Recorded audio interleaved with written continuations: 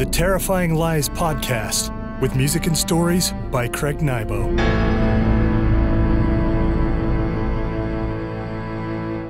Greetings, friends, and welcome to this Interseason edition of the Terrifying Lies podcast.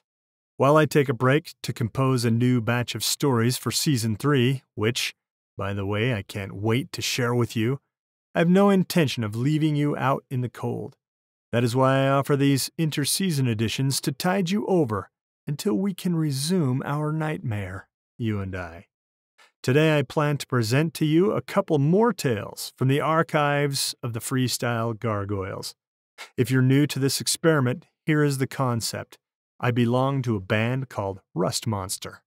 We've released several albums, including 2 pirate-themed albums entitled The Last Voyage of the Black Betty and The Flight of the Filthy Vicar. Our other works include Clockman, a steampunk rock opera, Neo-Retro, and Space Funk, a sci-fi funk opera. You can stream our music anywhere. Many years ago, a stranger sent me an unsolicited but tantalizing message. It read, "Would you consider playing bass guitar as a special guest on our 36th album?" Well, I couldn't believe this band could be so prolific. I responded with interest in the stranger's project. The stranger turned out to be Sean Hunt and his band, Phasbophapel. Sean gave me a time and a place to show up for his mystery project. When I arrived, he said, "Hello, Craig. Why don't you sit right there for makeup?" "Makeup?" I asked, a bit stymied.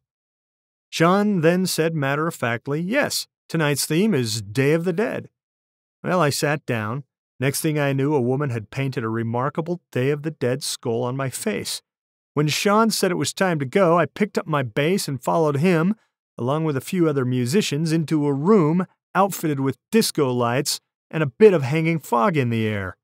Sean set a wall-mounted timer to 40 minutes. He sat behind the drums and counted us off into oblivion. For the next 40 minutes, we played, not knowing what was going to happen next. My experience with Phasbophapel corresponded to a later rehearsal with my band that very night, Rust Monster. When I walked into our studio, I told the guys what had happened with Phasbophapel and their 36th album.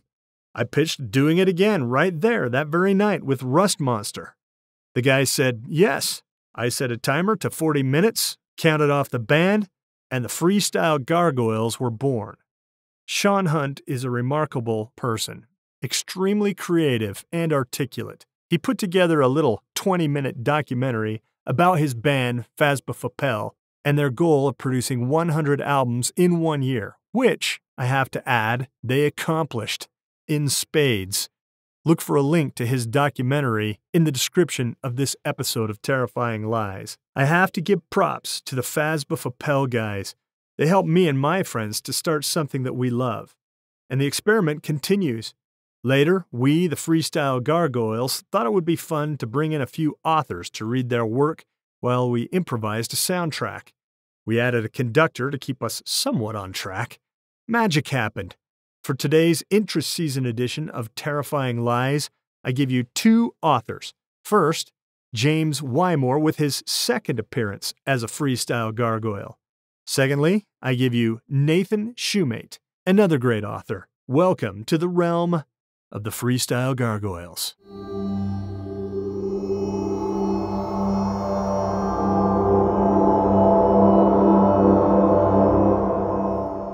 Introducing the freestyle Gargoyles featuring James Wymore.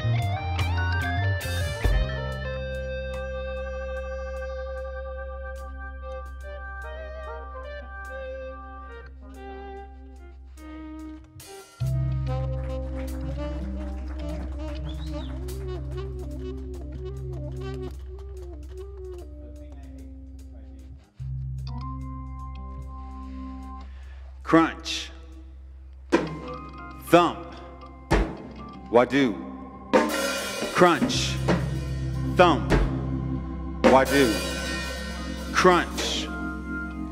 The shovel cuts into the damp earth. Thump.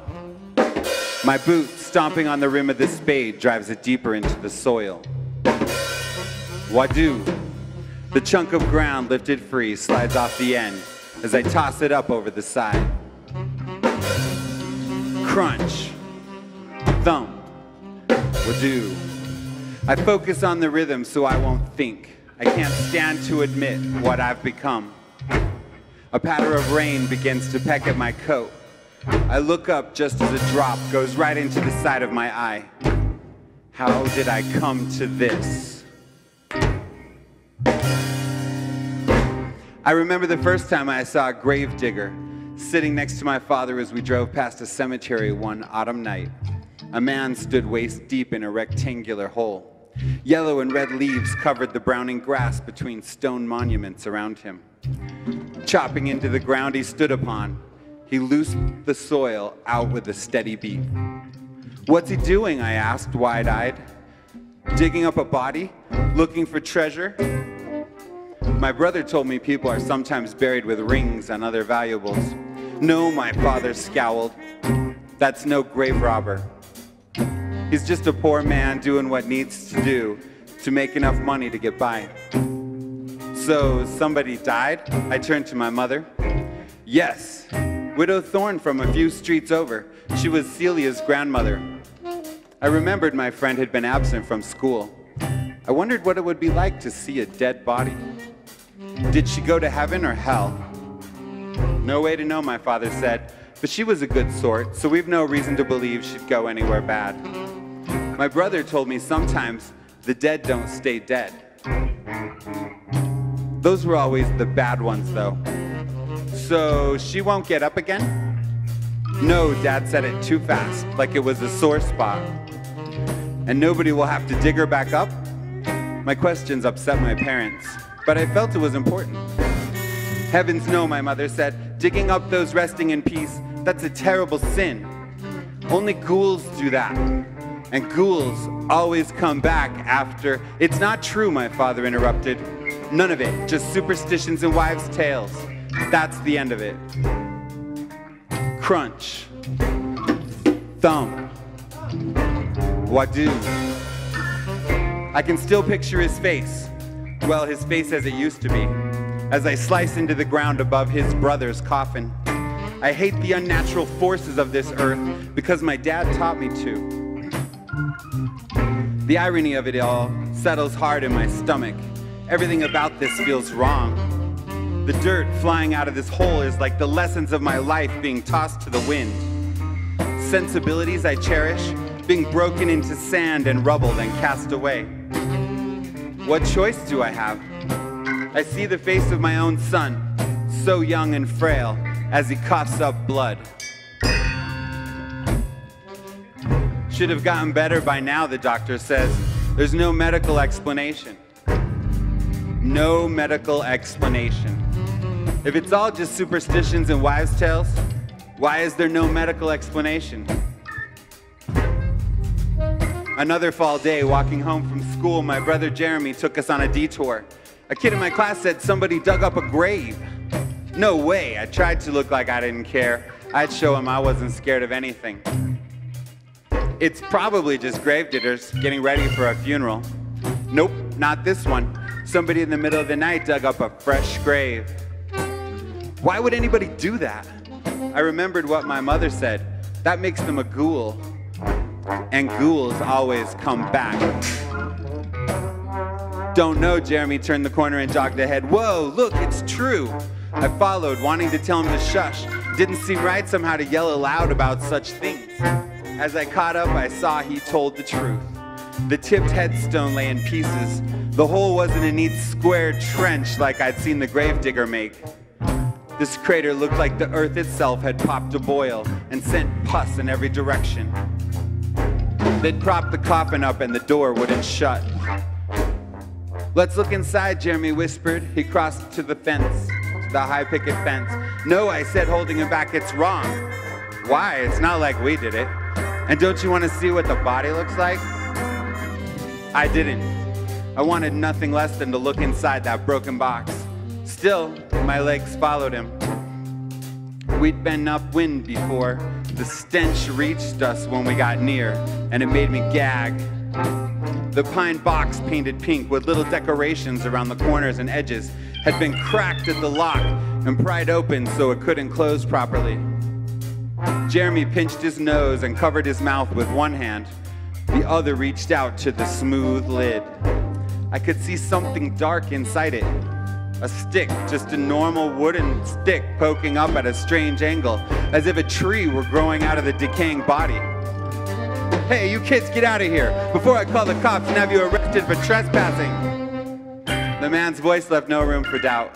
Jeremy turned to look. I didn't bother. We both sprinted, hurdling the fence and laying tracks on the grass as we ran for our lives. Jeremy never admitted it, but I think he was relieved as me not to have to see what was lurking inside that box. Crunch, thump, what do? Now, contemplating my awful task, I wish we'd looked. I don't want the first one to see to be my uncle's mangled corpse. Shaking my head, I keep digging. I keep the rhythm up, since sanity won't permit me to do this thing I hate if I think about it too much. I am near the end. I know there cannot be much distance between my tool and his bed. Even knowing it's madness, I can't turn back. My wife would never forgive me, and I would never forgive myself. What man could place his own life above his son's? I do what must be done, never mind the dark consequences. I'll never forget my wife's face as her tears fall freely on our sick child.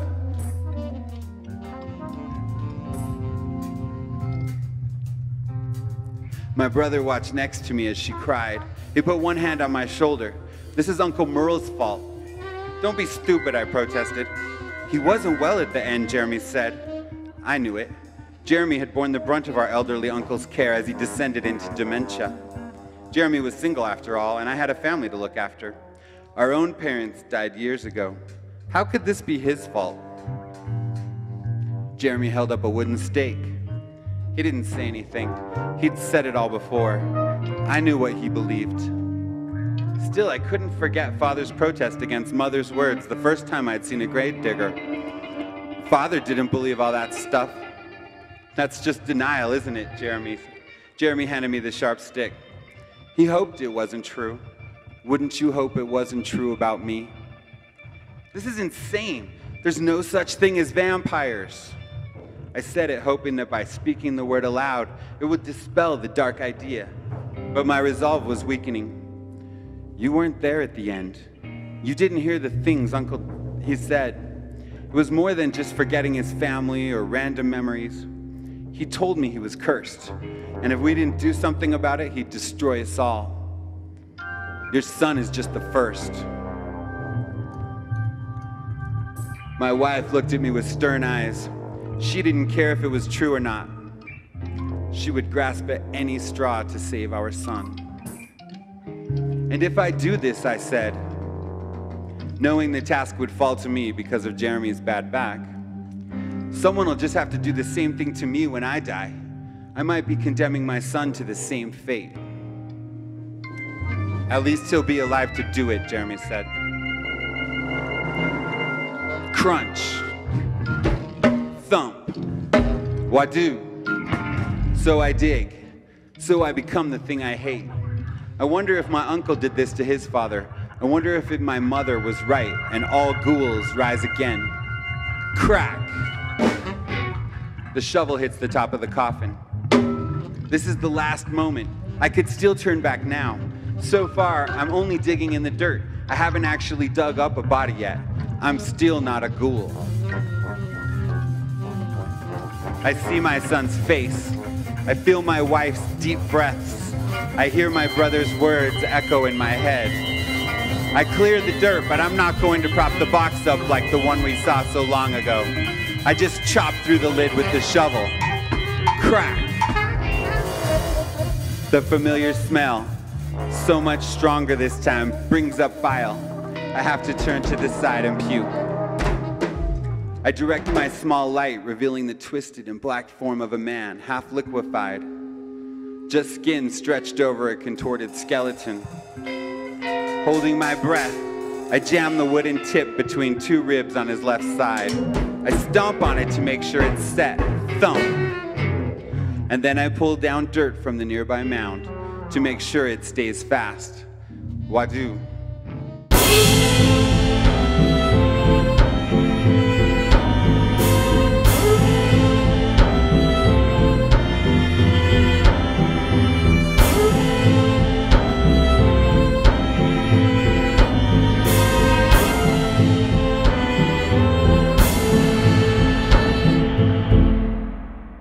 This has been the Freestyle Gargoyles featuring James Wymore. The Terrifying Lies podcast will return after this short commercial break. Welcome back to the Terrifying Lies podcast. Introducing the Freestyle Gargoyles featuring Nate Shoemate.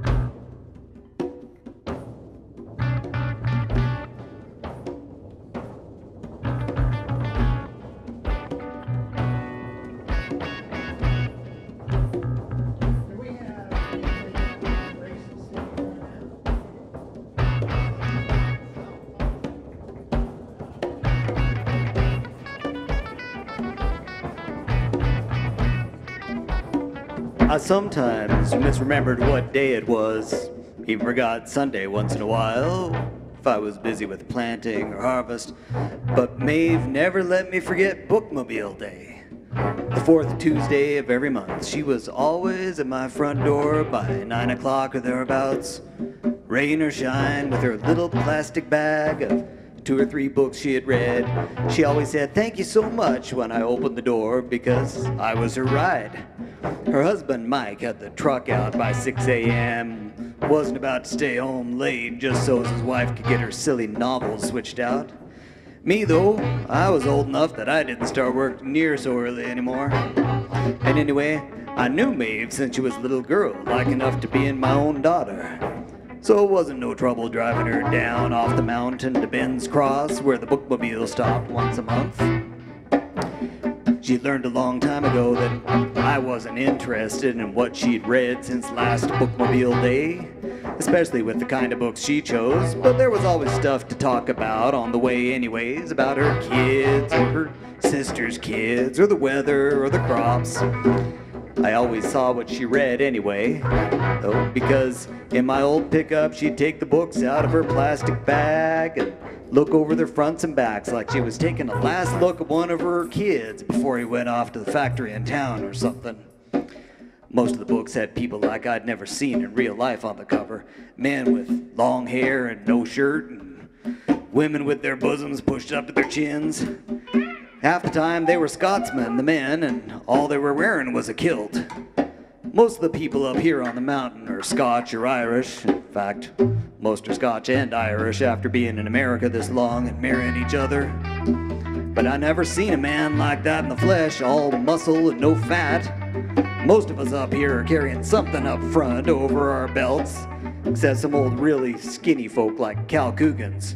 But he's an old farmer who smokes like he can't breathe except through his pipe. I seen him without his shirt once when I went by his place and it was laundry day. And he may be skinny, but he ain't got muscles like in the books, just bones under his skin and weird hairs on the outside. And the women on those books, they don't look decent to me. They're all slender like 14-year-olds, ain't yet had a baby or started putting on hips, but they're making eyes at those men like they're all grown up. We may be living out yonder up on the mountain, but we ain't like those hillbillies that marry their cousins at 12 years old. We're good Christian folk on the mountain, at least when we remember it's Sunday. But I ain't never said anything to Maeve because them books is what keeps her happy. What with that big bear of a husband and her 3 kids. So if Scotsmen that don't look like no real men, women that don't look like grown-up women is what keeps her happy, then go for it, says I. And those ain't the only books she gets. Sometimes she gets a western, all hats and horses on the cover, and once or twice she's even got picture books. Although she hasn't brought one home for a while, so I don't expect it went over real well with her kids or her mic. But this time we were chatting and the sun was shining for spring, and she's all happy to get to Ben's Cross and the bookmobile's waiting for her. I mean, not just for her. There's 3 or 4 other people come every month. Some even bring their kids, but still she gets desperate worried when she gets down to the cross and the bookmobile ain't there yet. Ben's Cross ain't a town, it's just crossroads. One of them's even paved. And it's called that because Ben Chambers, who was old when I was young, he set up a little grocery store there and now his grandsons run it. The bookmobile parks in the dirt patch outside Ben's, out of the way of the one gas pump. And Maeve runs on in like she's a little girl again. I just take care of some business in Ben's and go back out to my truck to eat an apple and wait. Maeve's usually in there 15 or 20 minutes, which isn't enough time for a good nap, but I can just sit with my thoughts. If I were my own best company, I wouldn't have lived alone for the last 40 years. So this time, when Maeve steps off the bookmobile, she's not as bouncy as she usually is. I don't mean something's wrong, but it's not as right as usual. She gets in, and I start back up the mountain, listening to my transmission complain. Maeve just looks at her books like she's puzzled or something. Everything okay in the bookmobile, I say? She says, yeah, they didn't have any more Louis Lamer books this time, so I got some other stuff. And it was a different lady this time. She said the normal lady's been sick a couple weeks. The normal one knows what I like, but this lady... Maeve holds up a book. I know the road well enough to look over at it while I'm driving. First thing I see is it's a hardcover, not like the paperback she always gets. And it's about half again as big as the paperbacks. The cover ain't got no art. It's dark green fabric and the corners are banged up like it's been around a while. I said, she wouldn't let you get what you like? Oh no, I got some of those too, she said, and she holds up the normal things she reads, all shirtless men and shameless women. But she said, when I said there weren't no more Louis Lamer books, she said I ought to try out something different, so as I don't run out of the stuff I already know I like. I guess that kind of makes sense, doesn't it? I nodded and said, if you don't like a bookmobile book, it don't cost you nothing to stop reading it. She says, exactly. The lady says that reading puts new stuff in your head. I never thought of it that way, but sounds true enough, right? I mean, unless I read about it, I ain't never gonna see stuff like this on the mountain. She holds up her paperbacks. I say, did I ever tell you I saw old Cal Coogans without a shirt just like that? Oh, hush it, Joe, she laughs. You're gonna make me throw up all over your windshield. I didn't see Maeve for a couple of weeks, but that ain't unusual. We're pretty close neighbors, about 3/4 of a mile, but I don't have much call to go that direction on our road. And if Maeve has call to come mine, she sure don't need to stop and say hi every time she goes by. But anyways, it's a couple weeks later in the evening after I've stopped work, and I'm out by the pump filling up a bucket to take in for the wash, and Maeve's middle child comes up. I cannot remember whether his name is Jerry or Jamie, I never have, but I know who he is anyway. He says, Mr. McDonnell, can you come up to my house and see my mom? I think she's sick. I say, where's your papa at? He says, he's still working at the fields across the valley and he don't get back till late, but Mama, she's acting like she's off or something. And I thought at first Jerry or Jamie was out of breath and trembly from running my place, but now I can tell he's a little bit scared. This is his mother after all. I say, is the other kids with her? And he says, yes sir, Rebecca sent me down to fetch you while she watches Mama. So I set aside the bucket and say, go ahead and get in my truck, we'll take the easy way up. So off we go in my truck, and it's getting pretty dark by the time I get to their house. Parts of their house is old, and parts isn't so much. It used to be a one-roomer long before they got it, and it's just been added to, lean-to on top of lean-to. I go in with him, and there's Rebecca standing by the door, all coltish and almost as tall as me, but no flesh on her yet. And the baby girl's kind of standing behind her skirts, and Rebecca says, thanks for coming, Mr. McDonnell, and sorry for the trouble. I say, where's your mama? Because I figure she'll be lying down sick somewheres, but as soon as I say it, I see Maeve coming out of the kitchen, just walking slow, but not hurt or nothing, just humming to herself. I'm confused. And I just look at her because she don't look sick at first glance, and I figure I'll ask her what's going on. She doesn't even see me. She acts like just wanders around the house humming like some weird bird-like tune. I say, Maeve, everything okay? And she still doesn't say anything, just goes right on by like she's wandering through a stranger's house. I look at the kids, and Rebecca's trying to act brave, but it ain't working. I say, she been like this long? And Rebecca nods and says, she was making supper, and then she dropped the knife and just started roaming like that. I say, she answered you when you talked to her? And she and the boy just look at each other, and she says, no, and he says, it's not like words. I ask them what they mean, but they just shrug like they don't know any other way to say it. So I follow Maeve, where she walks into her bedroom. I walk all slow and gentle so as not to startle her, just like they say you shouldn't startle someone who's sleepwalking. And I say, Maeve, it's Joe. Wanna tell me what's going on? Still, she don't answer, just hums that bird song, all highs and lows and no real tune. So I say louder, Maeve, and I put a hand on her shoulder. She turns around then and looks at me, and her eyes are like they're not hers. And she says something, but it don't sound like any kind of English. It don't sound like any kind of speaking. It just sounds like they're coming from somewhere deep inside her. Then she tries to walk past me, and I say, stop it, Maeve, you're scaring the kids. And I hold her back with my hand on her shoulder. And suddenly she bares her teeth at me, and her eyes look like cat's eyes. And then she slumps to the ground. And I'm too old and slow to catch her, so her chest and head bounce off the wood floor, but she's like she's out. So I tell the kids to come help me, and together we lift her onto her bed, while the youngest just stands in the corner and sniffles. And I'm starting to worry that something's gone wrong with her, like a heart attack or a stroke. I hear they can even hit younger folks. But then she shakes her head slow and blinks and says, Joe, what are you doing here? Why does my head hurt? Well, the two older kids start crying. So I push them away to where the younger one is standing while I tell her what happened. And she's puzzled, because she says she didn't feel sick today at all, not even a headache. But she seems fine now, except for a bruise on the forehead, so she gets off the bed and says, kids, we better get her in on dinner. Joe, won't you stay and eat? I figure I might as well, just to make sure everything's okay, so I stand out of the way while the kids help her get everything together and the table set.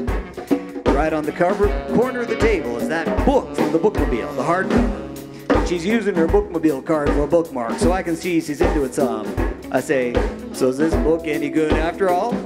And she laughs from the kitchen and says, it's sure different, but it's a good different. And the lady was right, it sure does put stuff in my head. I say, what kind of stuff? And she laughs again and says, you want to know what's in a book, Joe? The best way is to read it. I can loan it to you when I'm done, but I say, I ain't read a book probably 10 years, don't want to start now. I eat with them all, watch the kids laugh and tease and forget what brought me there. Even Maeve acts like she's forgot, but I don't forget. And though I laugh with them all and eat hearty, I watch. When I leave, it's full dark and Mike isn't back yet, but probably will be soon. Maeve's got a plate waiting in the oven to stay warm, and I wave goodbye and go out to my truck. It can't be 3 days later that someone wakes me up pounding on my door. I don't wake up easy, but whoever's pounding ain't going away. So I yell something, pull on my trousers, and I don't grab my rifle, but I make sure I know where it is. Mike's standing there, chafed at how long it took me to open up. I say, ain't you usually gone working by this time? And he says, gotta talk to you, Joe, it's about Maeve. So I invite him in. I ain't got coffee or anything ready, of course, and I ain't rushing my business in my morning just because I got a visitor. Mike and me We don't get along too well. Never been an open quarrel or anything like that, but he's a big, stern bear of a man, hair all over his body, and a beard that starts near to his eyebrows, and he's got a sense of humor like a brown bear somebody woke up too early in the spring. I never seen why he went after Maeve, and I've never seen why she said yes to him. Like I said, she's near enough to a daughter to me, so even after all these years, I keep watching him to make sure he's keeping her happy. Like I said, I got no coffee or anything to offer him, so I kick out a chair and sit down on my own. Go ahead, I'm listening, I say. He says, "You were up to my place this week?" I said, "One of your kids came and got me because Maeve seemed sick, but she got better after I got there." He said, "Sick how?" And I say he's not suspicious or angry, he's worried. So I tell him how Maeve was when I got there and what happened. He grunts and says, "Kids didn't tell me any of that, nor Maeve neither." "What's the matter now?" I say. "Is she wandering around again?" "Yeah, but not quite," he says. "I woke up in the night because I heard something outside and she wasn't in bed. I looked out the window and there she is out back by the shed, lying in the grass and hollering. I go out to ask her what the holy hell she's doing, but it's like she didn't recognize me. She just grabbed at her hair and shouted things, nonsense things." "Like bird call?" I say. He just looked at me strange and says, "Hell no, she's talking about fog and stars and what all I don't know about books and old men and fish, and you should have heard her. It was like she was trying to say stuff she didn't know how to say. She said she's trying to talk it out of her head." When he says that, it gets me to remembering something, so I say, "Did she have a green book?" My looks at me even stranger and says, "Damn right she did, on the grass with her, and she was rolling back and forth across it. When she finally stopped, she up and passed out, and I picked her up and carried her in. I went back out and got the book." "You know what it is?" "Well, I know Mike can't read more than his own name." I say, "Just something she got from the bookmobile, I guess. She's at home right now?" He nods and says, "She was sleeping when I left. I sent Jamie to watching her close and not let her out of the house." I said, "I don't have a lot to do today, at least nothing I can't put off. You want me to take her down mountain to a doctor?" Mike says, "I'd really appreciate that, Joe. I'm behind on my fields as it is, and I can't spare the day." I say, "Let me get some breakfast, and then I'll come up your way and get her. Tell the kids I shouldn't be long." He got up and shook my hand and went out and turned his truck around to go back up to his place. I dunked my head in a bucket and put on some clothes, made coffee and got some breakfast, got all the way outside before I remembered that my truck couldn't go anywhere, at least not right away. I'd had the radiator out working on it last night until I lost the daylight and had to leave it torn out. So I got back in there and wrestled with it and cursed and got it back in the truck just before noon. Maybe no better than it was before I got it out, but at least no worse.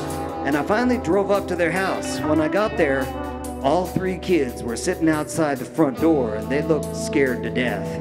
As soon as I got out of the truck, I heard things from inside, thumping and stuff breaking and caterwauling that I couldn't make out.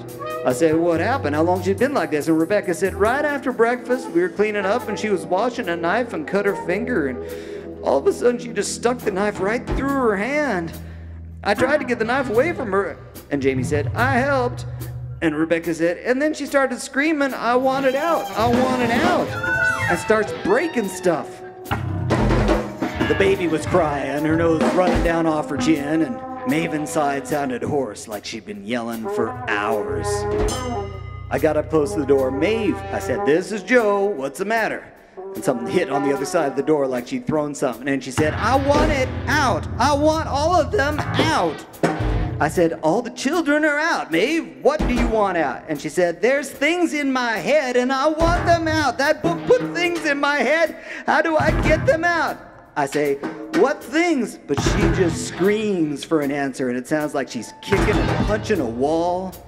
All I know is she's gonna hurt herself bad no matter what's wrong with her head. And I say, "Maeve, cut it out. You're scaring your children. Let me help you." I start to tell her that I'll take her down mountain to the doctor, but there's a crash from inside, and I know she can't hear me. I tell the kids to go get in my truck far from the door, and I take a breath, and then I open the front door and rush in, but it's quiet. And I think, that crash was the last thing I heard, like a window. And there's the window in the kitchen busted out and blood on the glass had left because she climbed through. I get to the window and I can see her run into the tool shed out back. I'm not spry enough to follow her through the window, so I go back out through the front and around the house and to the tool shed. The door on the tool shed is something Mike scrounged from an old house before it fell down, and the way it swings, it's got a lock on the inside, and it's locked. I say, Maeve, open the door, ain't nothing that can help you in there. But I hear her crashing around with tools and whatnot, and then I hear her scream, and she keeps screaming, and there's something sounds wet, too. Well, the door may be solid, but it's an old tool shed, so I find a gray board coming loose on the front beside the door, and I start pulling, and slowly the old nail comes out of the old wood. The nail screeches like a cat, but even over that, I can hear her screaming without a stop. My old arms ain't used to this, but I keep pulling, and finally the board pulls all the way out so that I can reach in and grab the lock and finally get it open. I open the door and Maeve's not screaming anymore. She's got it back to me and she's shaking like nothing I ever saw before. And I say, Maeve, what you doing, Maeve? And she says, what you said, Joe? And turns around, she's smiling, there's a bow saw in her hand and the front part of her forehead's off. Clean sawed off, there's blood all down her face and I can see her brain where her head should be. And she says, you said cut it out, Joe, so I am. The new things in my head from the book, I don't want them there, so I'm cutting them all out. All out, Joe, I'm cutting them all out.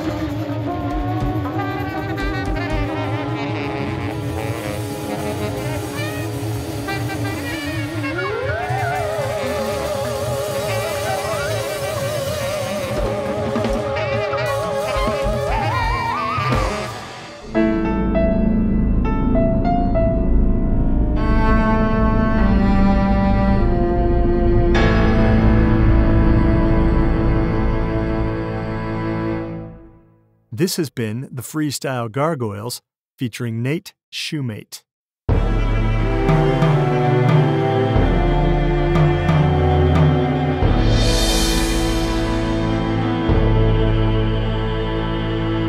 Thanks again, friends, for joining me for this special interseason edition of the Terrifying Lies podcast. Don't stray too far because I will be back in a couple of weeks to give you more. Remember that Season 3 of Terrifying Lies will debut on Friday, August 8th at high noon. Until next time, I bid you sweet dreams.